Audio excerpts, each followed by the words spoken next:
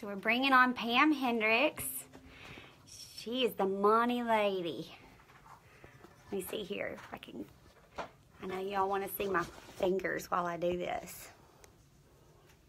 Oh, here we go, Pam. She did that quick.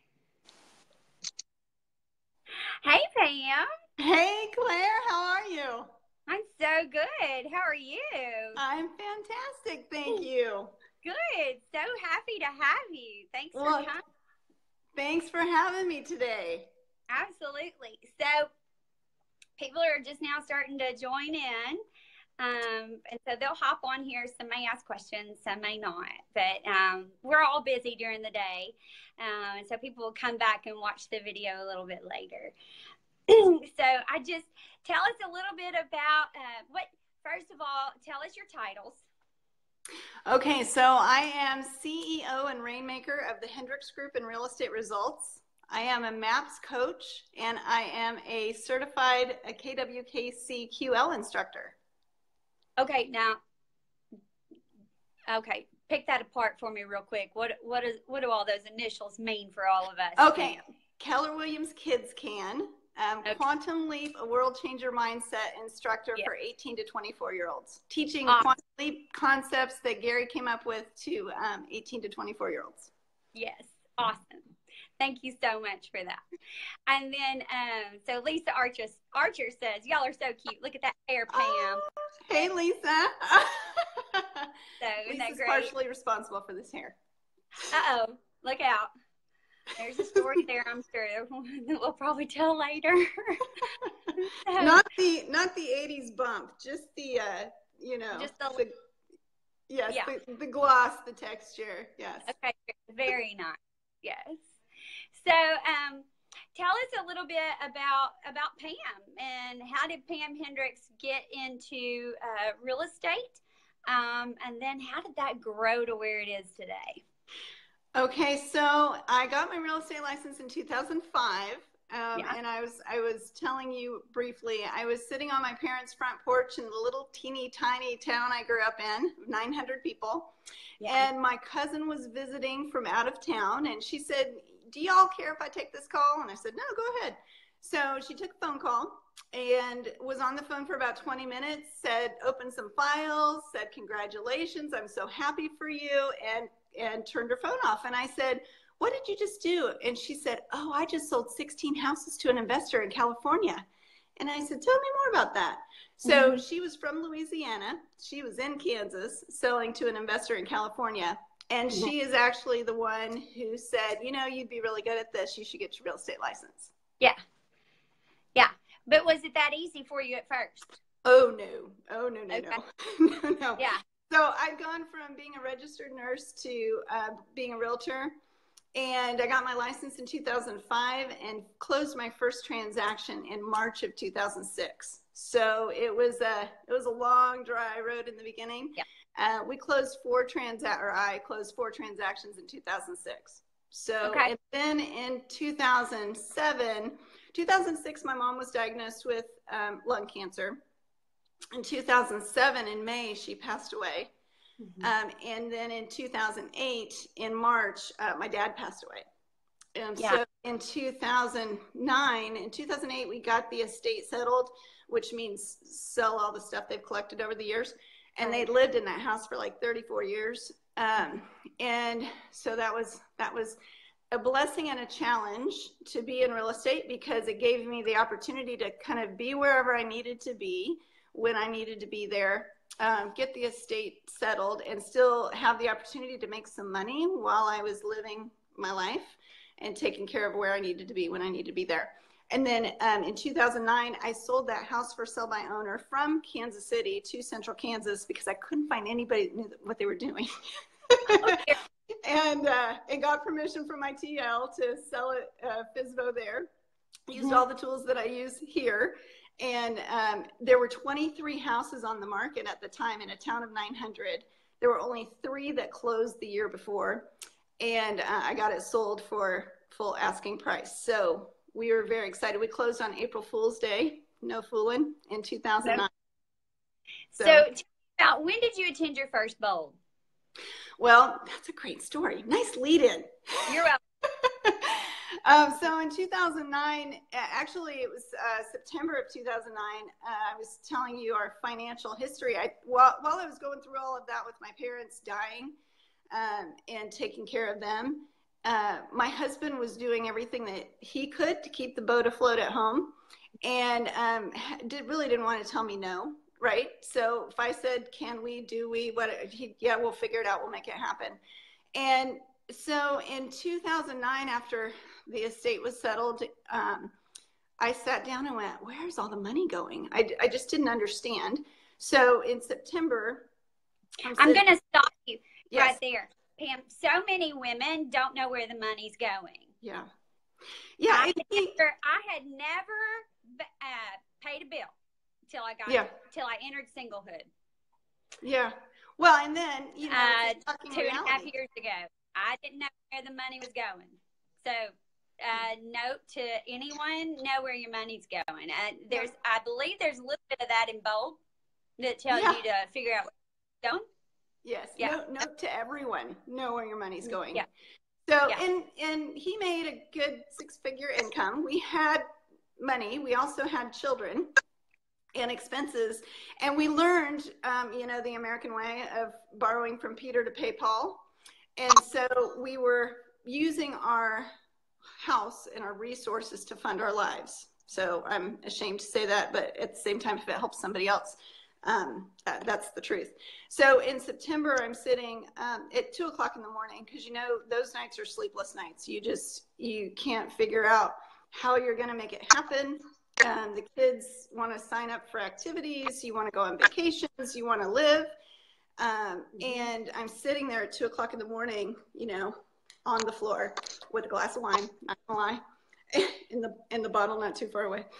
And I know, I was like, I've got to figure this out. So I had stalked Dave Ramsey online and pulled out his tools and started writing down the budget, and pulled out all of the bills and lined them up on the floor. And, the things that you think about, and then the things that you don't think about. So obviously mortgage and utilities and all of that stuff, but the insurance that was automatically coming out, life insurance, all of that stuff added up to a lot. And when I got a really firm grasp on the credit card debt, it was overwhelming. We had a first mortgage, a second mortgage. We had cars, we had credit cards, and it all came up to be $372,000 in debt. So we were paying, we were paying over $1,000 a month just in interest alone. So, so I got, it was horrible. It was horrible.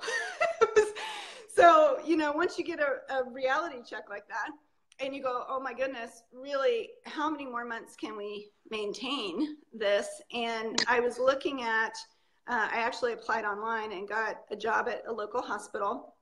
I'm a registered nurse. I keep my license up. I'll never use it again. However, that's my plan B, right? And so I went and applied at the local hospital, and I got a job in their OR. So I was getting ready to trade my life for getting to the hospital at 6 and getting off maybe OR 6, 7 at night when the kids were getting ready to go to bed. So I just wasn't willing to trade my life for money, So Bold came to town, and my team leader said, oh, it's a free day of coaching. You got to sign up. And I was like, I don't have $799. So I went to Bold, and I was the one sitting in the back of the room, with kind of my arms crossed and my attitude somewhere else, and just going, oh, okay, I've heard this. I hear it, but show me, right? How do I make this happen? How do I implement this? And so I went back. It was like a good day of coaching. And then I ran into the team leader the next day, and he said, well, we have a program. And at the time, if you wrote a contract, you got $100 reimbursement per contract, right? Mm-hmm. So if you just write 8 contracts, you'll get your money back. And I thought, no problem. Yeah. Well, I kind of, I went home and I went, okay, I need to do this. This is the last straw. This is what I'm doing. If this doesn't work, I'm going back to the hospital. And at that time, I had figured with our debt, I would have had to work 7 shifts a week, 7 12-hour shifts a week until I was 63 to pay off our debt and maintain our lifestyle until I was 63 years old. Or we would sell the house and move into an apartment and, you know, get rid of the cars and all of that. So that was not cool with me. I wasn't going to do that. We wanted to pay for college. We wanted, you know, we had dreams for ourselves, for our kids. So, so I came home and I said, I need $799. Oh, go ahead. Yes. How many children do you have? I have 2. 2 kids. Okay. Yes. Yeah, so at the time they were in junior high and high school. How old were they at this time? They were in junior high and high school. So Christopher would have been, let's see, he would have been an 8th grader, 7th, 8th grader, and Sarah would have been a probably freshman, sophomore in high school. Okay. So she's wanting to drive, right? And we're wanting to provide those opportunities. Yeah. So, we paid down a little bit of a credit card, and so that we had $800 worth and we could charge Bold. And seriously, it was that bad. Like, oh, we gotta come up with $400 to pay down this card so that we can charge $799. And by golly, I wasn't gonna fail. Right, because I was getting Ken today. He's taken Bold. He's on my team. He's part of, you know, the Hendrix group, and he'll stand up and say he was my 200-pound drunk monkey because he's like, really, another class. And now he gets the value. He understands now. So I wasn't going to fail. I wasn't going to lose that $800, and I wasn't going to prove him right. Right. No. So by golly, I wrote 8 contracts. And so my short-sighted thinking was, I'm going to get my $800 back. And what happened was it resulted in $48,000 in GCI in the spring. So that was like, yes, ma'am. Yes, ma'am. So that was yes, ma'am. that was the oxygen mask that we needed. It was awesome. It was oh my goodness, we can pay bills, and we can pay this off, and we can breathe for the first time. It was awesome. Right. Yeah, you had relief. And so yes. What was your GCI entire year? For 2010, I wrote down units and volume. So our volume for 2010, my volume for 2010 was 5.4 million. And then 11 went up to 7 million. And then in 12 went up to 10 million, 14, 16 million, 16.8, 15, 21 million, 16, 26.1 million. Whoa, wait a minute. Yes. Wait a minute. What was the difference in the 10 million and the 20 million? How many years difference? No. Was there a difference in a team member? Oh, yes. So in 2012, good question. So 2011, let me go back. I closed on my own 28 transactions and 7 million. And then in 2012, I added a buyer's agent in April. And then my husband joined me full-time in December. And our volume went up to 10 million and 49 transactions. Yes. Okay. So he started producing in 2013, and we went up to 16 million. Yeah. There you go. Awesome. Last year we broke 100. We closed 101 transactions, and 30.6 million in volume. So, fantastic. Woo-hoo! How many times bold are you? 9 times bold. Yes. Yes, ma'am. Now, go over your financials now. Okay, so also at that time, right, the divine universe brings you what you need, right? We seek what we need to learn. So Bold happened, and Diana came into my life in a big way. And then I went to family reunion or mega camp. I think it was family reunion. And Gary was doing a little, hour and a half, 2 hour quantum leap. And anytime I see Gary's name on anything, I'm showing up in the room early and staying late, right? Yeah. And so, so I got up. That was the last morning of that conference, and you know, you're a little exhausted. And I go into this room at like 6:30 in the morning, and it's full of people that I see on stage, right? And so I listened, and it was like I was the only one in the room. He was just talking to me, really, and going through financials. And one of the things that he said at that time was, you are no more than 5 years from knocking it out of the park. And I was like, okay, it took us longer to get here, right, than 5 years. I can make a plan, and I can get out of this in 5 years. And so that was 2010. By 2012, we paid off over $203,000 in debt.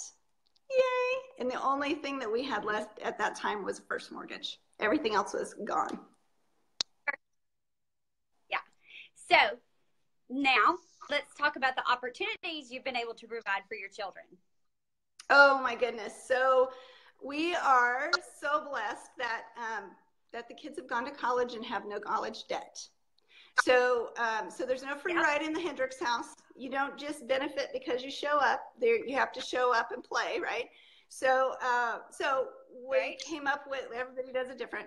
We came up with, for Sarah, we needed her to show up with 25% each semester, and we would show up with 75%. And she could get that in the form of scholarships or come up with cash or whatever. So, I'm glancing over because there is a hawk in my covered screen and porch. Oh my goodness, sorry. Squirrel. So she, in that summer, came up with 25%. She said, well, what happens if I don't come up with 25%? I said, then we're going on vacation. Like, thank you for the vacation. So every semester she came up with her money. And what was interesting is she was in the college. Well, first she was in the College of Business and she got scholarships. And then she went to the College of Education. And guess what? No money. So she got a 4.0 in the College of Education, but no scholarships because they didn't have the money in the college. So they did a survey of the class one day. There were 32 kids in the class, and they said, how many of you have college debt? 30 of them raised their hands. And of the 2 that didn't, Sarah was one of them. So they asked the kids what they did and how they came up with the money. And this one guy said, well, I don't know. It just shows up in my account. My parents put it there. And Sarah said, well, you know, I work. Yeah, I know. I don't live in that world. So Sarah said, well, I work for, she's been doing tech and marketing for us for like 7, 8 years. She goes, I work for my parents. I work on campus, and I work at the chiropractor's office, and then I babysit on the weekends. And they were like good girl, high-pitched dog, you know, noise. Didn't really understand, like, how do you do that? And, you know, go to school. And she's like, well, I'm not going to Whiskey Wednesdays and Thirsty Thursdays. And, you know, like, I'm working. So awesome. And then with Christopher, same deal, although he did have baseball scholarships. So he got to benefit a little bit with his full-time job being baseball and going to school. And then he ended up graduating in 3 years with his bachelor's. Whoop, whoop.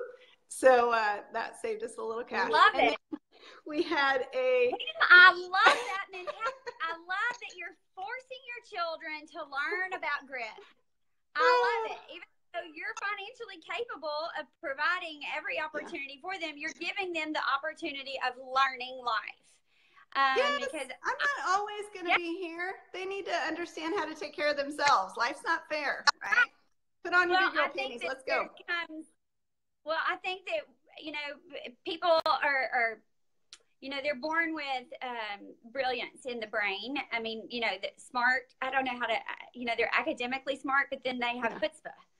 And you're teaching them that. You're giving them that opportunity. We're supposed to do that.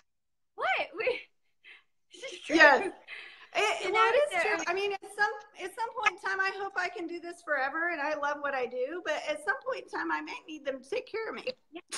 So they're going to need to know how to do that, right? And how to make the money to do that. So, and we're modeling that right now. Ken's uncle is, you know, is in assisted living. We're modeling for the kids what we hope that they will show up and do for us in the future. So, yes.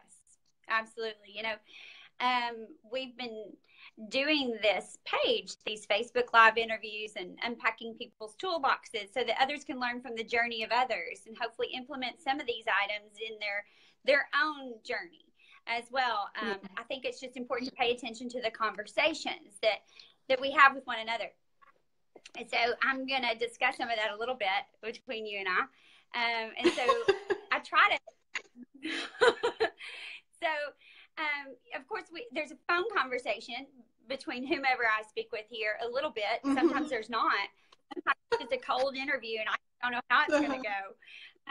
You and I spoke on the phone, and you're one of the first and only people that didn't turn the questions on me. And no one else has really done that I didn't already have a relationship with. And you turned it on me, and you said, "So how'd you get your start in real estate, Claire?" And we all learn from each other. Yes, absolutely. And what was my response to you? Yes. Well, you said nobody's ever asked me that before. Uh-huh. Yeah. Well, people don't ask me. Yeah. They just don't. I'm the one asking the questions, which I love. Yes. And we talked about money a little bit. Yeah. And I said, "That's good coaching, Pam." You turned it and you asked me, and I was really impressed. So Diana's done a fantastic job, and you're really good at what you do, Pam. Well, God bless you. I was really impressed with your answers, and you too, Claire. Oh, I don't know where it comes from. Just oh yeah, well, there's a lot of that. I mean, because I got my start in college. I started just like your daughter's doing. I mean, I started selling real estate all through college, and I graduated without any debt because of it. And so I highly recommend that. Actually, that's awesome. It works well. Yeah. So, you're an amazing role model for the young professionals. So hopefully they'll get to hear your story as they're entering into the real estate world, and you can be that example for them. Well, I mean, I learned and I continue to learn from amazing role models as well. I mean, we all have to have mentorship, which is why it's in the mission of the group. I mean, mentorship is huge. We have to have it in order to continue to have growth. And so that's just an honor if someone chooses to see me as that someday. I don't even know that I'm there yet. So, but I appreciate the compliment, Pam. Thank you so much. And so what have been some of your biggest leverage tools that you've used? So the first leverage tool that freed up my life was hiring a maid. So we have a wonderful person who comes into our house and cleans our house because I don't have time to do that. That's some of the, everybody seems to say that. Yeah. And once it was bold. It was on my list. I need to pull out all of the goal setting days. We've checked off almost every single one of those. So I've got stories around that. But anyway, so the biggest part was finding somebody to come in the house. And Ken didn't want somebody coming in the house, and that was fine. But I have a cape, and it is detachable, and I am more than happy to hand it to anybody that wants it. I couldn't do it all, right? There's only so many hours in the day, and I don't care if I scrub another toilet ever. So Christina came over one Saturday, and he worked every Saturday. So he came home from work one day, and he looked around. He's like, "Wow, the house looks amazing. What did you do today?" I'm like, "Oh, I showed 3 buyers. I had a listing appointment. I wrote a contract. I negotiated. I'm going to get it under contract tonight." He was like, And then 2 weeks later, he came home, and he was like, "Wow, the house looks amazing. What'd you do today?" I'm like, "Oh, I had a listing appointment. I showed this buyer, and I went over there, and Christopher had a ball game, and blah, blah, blah."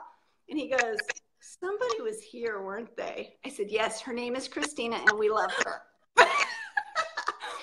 So if we change the garage code, we give it to Christina before the kids. What's that? And she's never going away. No, I love her. She's now a permanent fixture in our family. She is. Yeah. She is. I think as women, we don't give ourselves permission. We don't give ourselves permission to just let go of those stereotypical roles that we think we're supposed to be responsible for. We feel that we can do it all and we can take care of it all. And we just don't let go of those things. We think, oh, I'm supposed to do the child rearing, the dishes, the laundry. And now, because of the women before me, the mentors before me, I'm now going to bring home the bacon. I'm going to be the breadwinner and. And I don't give myself permission to say, you know what? He can do it. Yes. Well, and yes. And God bless you for saying that. Because Mom used to say, you're so lucky that Ken does these things. I said, oh, you don't understand. We participate in the house together. And if it needs to be done, somebody just steps up and does it. So I've put my titanium ovaries on the shelf and allowed people to come into my world that make my world a better place to be and give me that leverage, you know? And so, and with Christina, there was this guilt thing that I don't know what it was. I grew up in a small town. I did everything, right? I was the youngest of four. I was a fixer. And I asked her one day, because I was kind of feeling guilty that she was spending her Saturday at my house cleaning. And I said, so if you weren't here, what would you be doing? And she said, oh, I'd be cleaning somebody else's house. And I love to clean your house because it's so clean and your dogs are nice and I love your family. And I was like, oh, we're a blessing to her too, right? That's it. It's a win-win. Yeah. And bringing everybody, you know, when you pour into others in every way of your life, it will be a win-win. Yes. In every way. Absolutely. Yeah. And so if you give yourself the permission to let go of some things and say, you know, it's okay. It's okay. And I can't do it all. There is no balance. And I don't want to do it all. No, I don't. I don't want that stress in my life. It's not worth it. And I want to be mom. And I want to provide opportunity. And here's what I'm going to need to make that happen. And therefore, I'm going to leverage X, Y, and Z and be the best that I can be at these things. And that's the way you have to look at it. And give yourself permission to let go of the rest. Yes, exactly. It's that simple. Exactly. Awesome. Well said, Claire. Oh, you did it too. Thank you so much, Pam Hendrix. You're a joy. And you're amazing at money. Oh my gosh. You know, you're the money lady. We learned the hard way. And you know, you should teach whatever it is that you're trying to learn, right? So then I taught agent financials in the office. There was a day that I was in the market center and this agent came in and he looked like somebody just ran over his dog. I mean, it was a bad day for him. And I asked him if he was okay and, you know, just genuinely concerned. And he said, oh, I just found out that I owe $6,000 in taxes. And I don't have any closings coming up and I don't have $6,000. And we talked.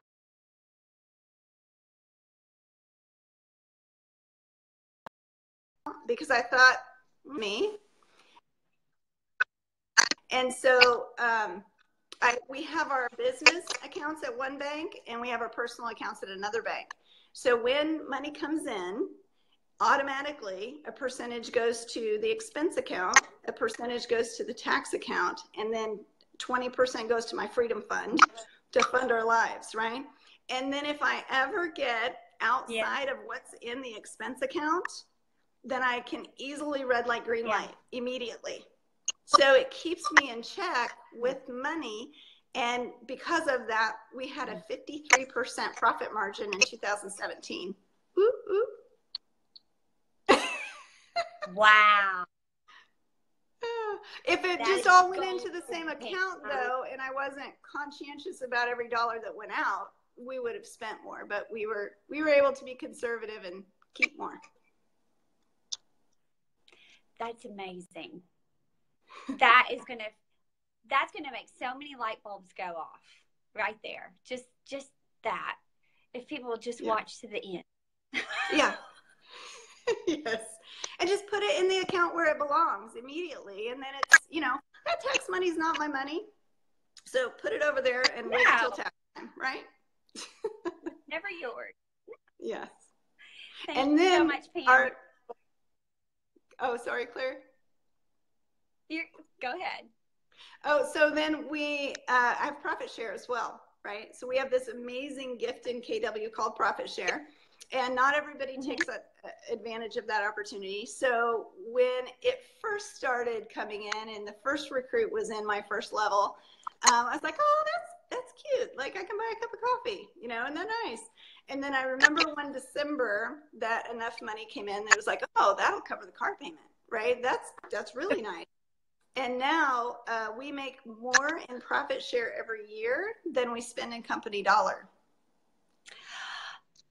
Whoa. So we practice real estate for free.